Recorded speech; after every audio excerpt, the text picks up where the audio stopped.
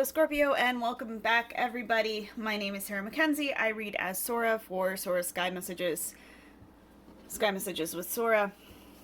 We are using the Wild Unknown Pocket Tarot for today's reading, and this series is based on the craziness going on astrologically in October. I'm a huge fan of astrology, but I don't understand it quite the same way I do the tarot, so I read about it and then kind of made a spread to help myself make sense of it.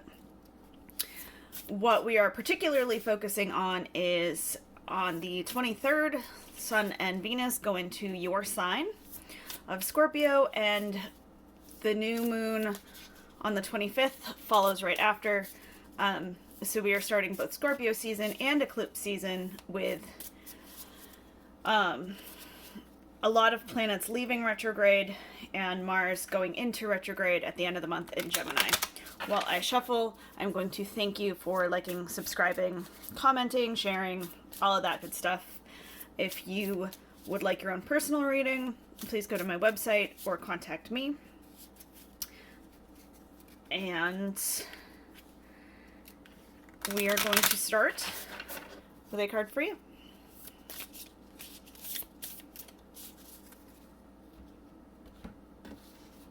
Starting with the Sun. Kind of love this because, it is your sun sign that we're moving into, but also because the Sun is all about good things coming in. Blessings, happiness, but it is also your time in the sun, your time in the spotlight. So it's perfect right now to look at this coming in. With that, we have a card for just general situation. And that is the Four of Wands.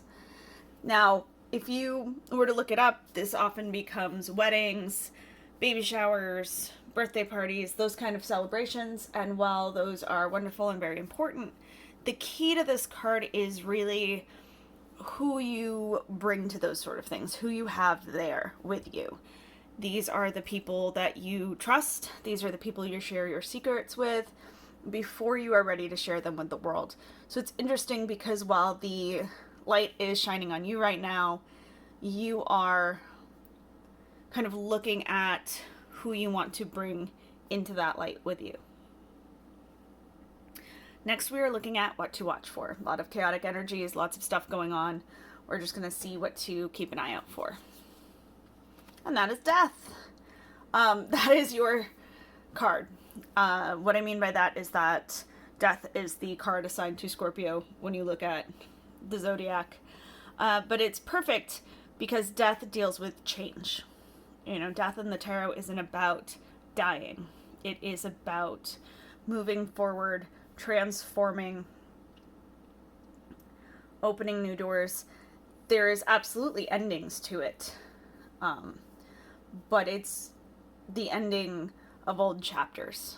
It is going through the necessary changes in life and evolutions. And it is kind of examining yourself at every stage. In terms of what to watch for, this would be opportunities for growth. Times where you can move from one situation to another. New doors opening. And just how you can push that evolution. Next, we look at what needs to be healed. We have the Four of Pentacles. In this position, this four would indicate needing to heal your relationship with things like resources. This can also be about self-worth, understanding that you need to be able to take care of yourself as well as others.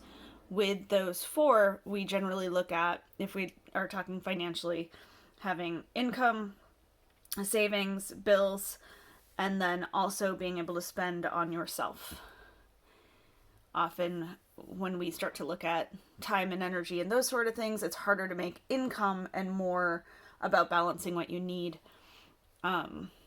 But in terms of what needs to be healed, it is very much your relationship with money, with the idea of scarcity versus abundance, and with your idea of what you deserve to have.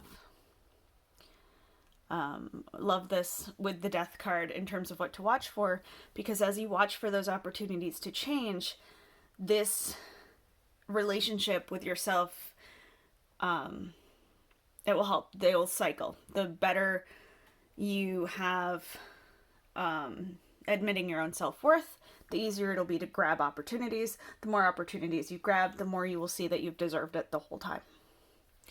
And we're only 4 cards in, and we already have 2 4s, and there are only 5 of them in the 78 card deck.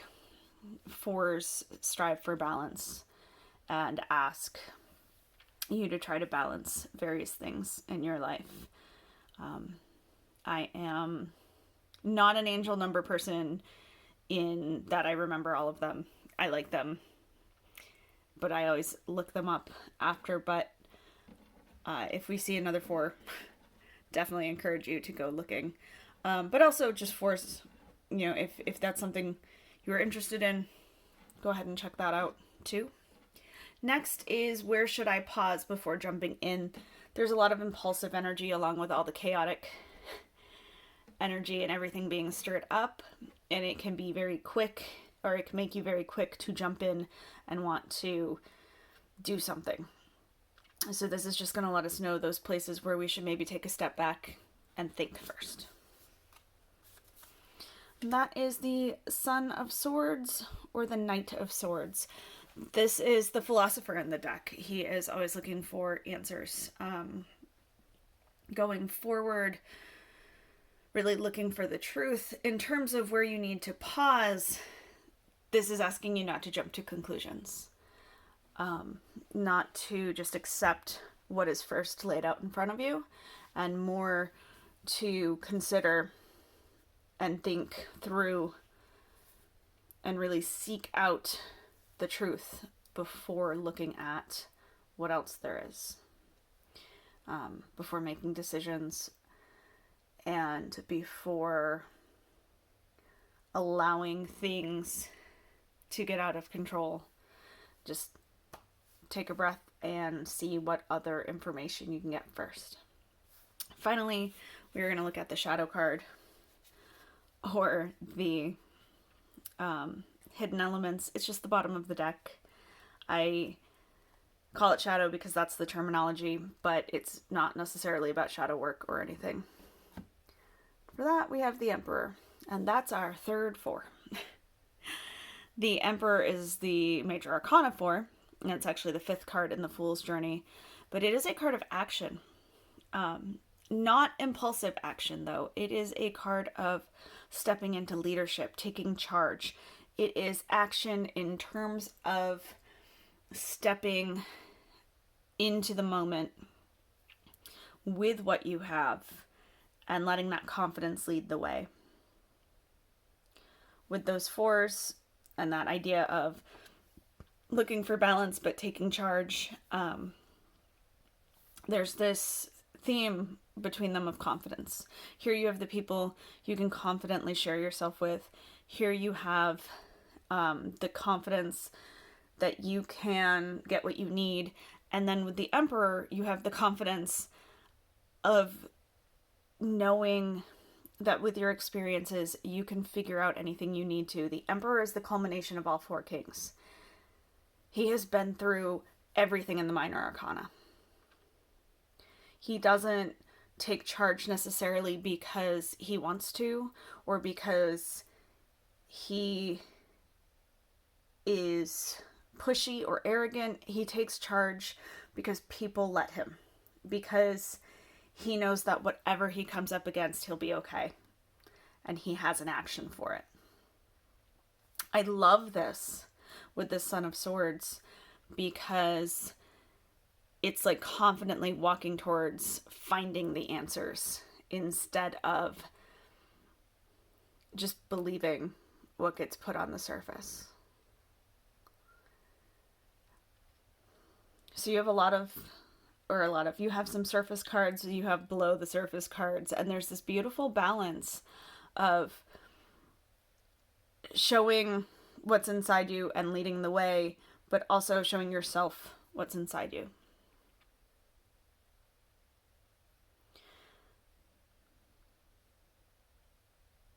So I hope that you are able to do that.